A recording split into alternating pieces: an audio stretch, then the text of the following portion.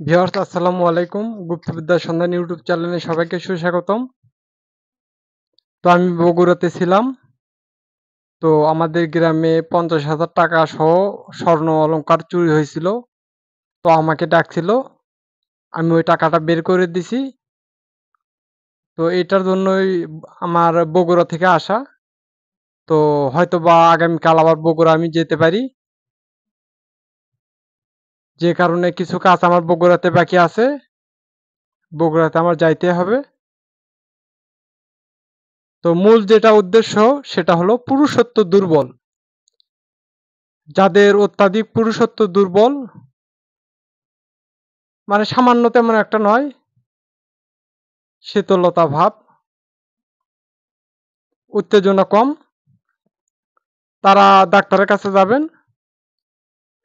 যাওয়ার পর ডাক্তারেরা ওষুধ দিবে, বলবেন যে টার্গেট টার্গেট ক্যাপসুল।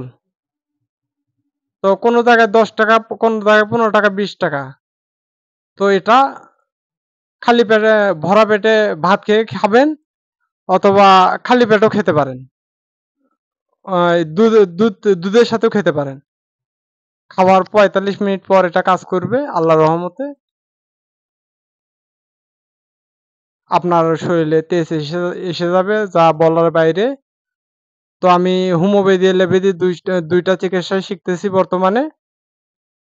তো আমি আছি, আপনারা কোনো টেনশন নাই। আর যাদের লিঙ্গ একবারেই দুর্বল, মৃত, তাদের জন্যও আমি আছি। তো এটা প্রথম পর্ব।